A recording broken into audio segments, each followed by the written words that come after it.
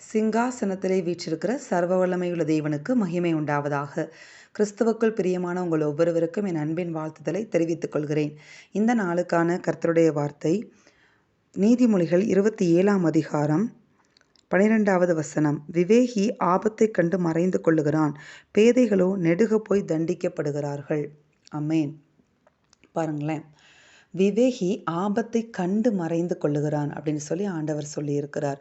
அப்படின்னா கர்த்தர் நமக்கு இந்த நாளில் என்ன ஆலோசனை கொடுக்குறாரு அப்படின்னு நீங்கள் பார்த்தீங்கன்னா, கர்த்தர் நமக்கு வருகிற ஆபத்துகளை காண்பிப்பார். கண்டு அப்படின்னு தானே போட்டிருக்குது. நமக்கு ஏதாவது ஒரு ஆபத்து வரப்போகிறது, ஆபத்தான சூழ்நிலையில் நம்ம இருக்கிறோம் அப்படின்னா அதை கர்த்தர் நமக்கு காண்பித்து கொடுப்பார். அதை கண்டு மறைந்து கொள்ள வேண்டியது நம்முடைய பொறுப்பாய் இருக்கிறது. இப்போ நம்ம ரோட்டில் ட்ராவல் பண்ணி போயிட்டுருக்கோம்னு வச்சுக்கோங்களேன், ஏதாவது ஒரு டேஞ்சரஸ் ஜோன் அப்படின்னு சொல்லி வருதுன்னா ரோட்லேயே அவங்க அதை போட்டிருப்பாங்க. நீங்கள் பார்த்துருக்கீங்களா?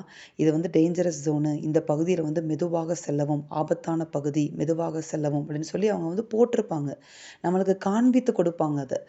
இந்த பகுதி ரொம்ப ஆபத்தான பகுதி, ஓட்டும்போது ரொம்ப ஸ்லோவாக ஓட்டுங்க, ஸ்பீடாக போகாதீங்க, ஸ்பீட் லிமிட் இவ்வளோ போங்க அப்படின்னு சொல்லி உலகத்தாரே என்ன செஞ்சு வச்சுருக்கிறாங்க, ரோட்டில் நம்மளுக்கு எந்த ஒரு பாதிப்பும் ஆக்சிடென்ட்ஸும் வந்துடக்கூடாதுங்கிறதுக்காக போட்டு வச்சுருக்கிறாங்க. அப்போ அவருடைய பிள்ளைகளாகிய நம்மை கர்த்தர் எவ்வளோ கேர் பண்ணுவார் யோசிச்சு பாருங்களேன்.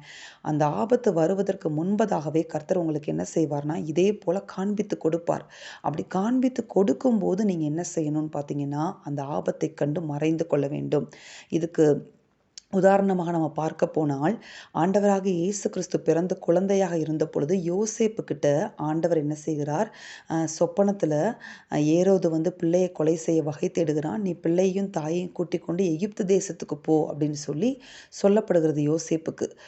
அப்போ பாருங்களேன், யோசேப்பு மரியாளையும் ஆண்டவராகிய இயேசு கிறிஸ்து குழந்தையாக இருக்கும்போது அவரையும் தூக்கி கொண்டு எங்கே போகிறாருன்னு பார்த்தீங்கன்னா எகிப்துக்கு போய்விடுகிறார். அப்போ என்ன செய்கிறார், மறைந்து கொள்ளுகிறார். ஆண்டவருடைய வார்த்தை வருகிறது, பரலோகத்திலிருந்து வார்த்தை கொடுக்கப்படுகிறது, நீ போ, பிள்ளையை கொலை செய்ய வகை தேடுறாங்க, நீ போய் மறைந்து கொள் அப்படின்னு சொல்லி வார்த்தை வந்த உடனே அவங்க என்ன செய்கிறாங்க, ஆண்டவராகிய இயேசு கிறிஸ்துவையே கூட்டிக் கொண்டு அவங்க என்ன செய்கிறாங்க, தன்னை மறைத்து கொள்ளுகிறார்கள், குடும்பமாய் மறைத்து கொள்ளுகிறார்கள். யோசிச்சு பாருங்களேன், நம்ம யோசிக்கலாம்ல, ஆண்டவராகிய இயேசு கிறிஸ்து தான் அந்த உலகத்தை படைத்தவர், அவர்தான் சர்வ வல்லவர், அவருக்கு பரலோக பாதுகாப்பு இருக்காதா? யோசிச்சு பாருங்களேன், பரலோக பாதுகாப்பு அவருக்கு இருக்காதா?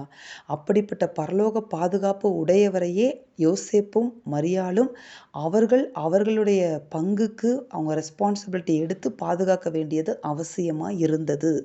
ஆமேன். ஏன்னா அவர் இப்பொழுது எப்படி வந்திருக்கிறாரு, ஒரு குழந்தையா பூமிக்கு பிறந்திருக்கிறார். அப்போ அந்த குழந்தையை பாதுகாக்க வேண்டிய ஒரு பொறுப்பு யோசேப்புக்கிட்டையும் மரியாள்கிட்டையும் கொடுக்கப்பட்டிருந்தது. அதே போல தான் நம்மளுக்கும் கர்த்தர் நம்ம லைஃப்பை நம்ம கையில் கொடுத்துருக்கிறாரு, நம்ம குடும்பத்தை நம்ம கையில் கொடுத்துருக்கிறாரு, நமக்கு அருமையானவர்களை நம்ம கையில் கொடுத்துருக்கிறாரு. அப்போ நம்ம இந்த மாதிரி ஆபத்துகளை கர்த்தர் காண்பித்து கொடுக்கும்போது அதை கண்டு நாமும் மறைந்து கொள்ள வேண்டும். நம்ம லைஃப்க்கு நம்ம தான் ரெஸ்பான்சிபிலிட்டி எடுக்கணும்னு கர்த்தர் விரும்புகிறார். நம்ம குடும்பத்துக்கு ஒரு ரெஸ்பான்சிபிலிட்டி நம்ம எடுக்கணும். அப்போ கர்த்தர் நம்மிடத்தில் அதை காண்பித்து கொடுக்கும்போது, யோசேப்புக்கு காண்பித்தது போல நமக்கு காண்பித்து கொடுக்கும்போது அந்த ரெஸ்பான்சிபிலிட்டி நம்ம எடுத்து நாமும் மறைந்து கொள்ள வேண்டும். அடுத்ததாக நம்முடைய குடும்பத்தையும் மறைத்து கொள்ள வேண்டும். அந்த மாதிரி சூழ்நிலையில் கர்த்தர் உங்களுக்கு ஆலோசனை கொடுத்து நடத்துவார். அப்படி மறைந்து கொள்ளும்போது கர்த்தருடைய பாதுகாவல் உங்களுக்கு உண்டாயிருக்கும். கர்த்தருடைய ரத்தத்துக்குள்ளேயும் ஸ்பிரிச்சுவலாகவும் மறைந்து கொள்ளணும். கர்த்தர் சொல்லுகிற ஆலோசனையை கேட்டு அந்த இடங்களை விட்டு இடம்பெயர்ந்து என்ன கர்த்தர் சொல்கிறாரோ அதை கேட்டு நீங்கள் உங்களுக்கு உண்டாகிற ஆபத்தான சூழ்நிலைகளிலிருந்து மறைந்து கொள்ள வேண்டும் என்று ஆண்டவர் சொல்லுகிறார். அப்படி மறைந்து கொள்ளும்போது நம்ம யார் என்று தேவன் அடையாளப்படுத்துகிறார்னா விவேகி என்று அடையாளப்படுத்துகிறார். ஆமென். நாம் பேதைகளாக இருக்கக்கூடாதுன்னு தேவன் விரும்புகிறார்.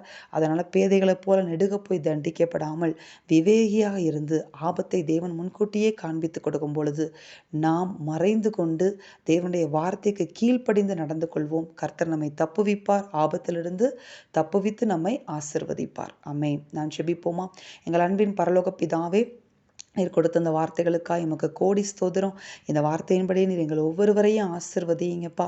இந்த வார்த்தையின்படியே தகப்பனே, நாங்கள் எல்லோரும் நீங்கள் ஆபத்து எதையாவது காண்பித்து கொடுக்கும்போது நாங்களும் எங்கள் குடும்பமும் உங்களுடைய வார்த்தைகளுக்கு கீழ்ப்படிந்து அந்த ஆபத்தை கண்டு நாங்கள் மறைந்து கொள்ள நிர்விசாரமாய் இருந்து விடாமல் இருக்கத்தக்கதாக தேவன் எங்களுக்கு உணர்வுள்ள ஆவியை கொடுத்து நீர் எங்களை ஆசிர்வதிக்கும்படியாய் நாங்கள் செபித்து மன்றாடி உங்களுடைய கரத்தில் எங்களையும் எங்கள் குடும்பங்களையும் ஒப்புக் கொடுக்கிறோம். இயேசு கிறிஸ்துவின் நாமத்தில் செபித்து ஒப்புக் கொடுத்து ஜெயம் எடுக்கிறோம் பிதாவே. பிதாவே, ஆமேன். இந்த வார்த்தையின்படி இந்த நாளில் தேவன் உங்களை ஆசிர்வதிப்பாராக. ஆமேன்.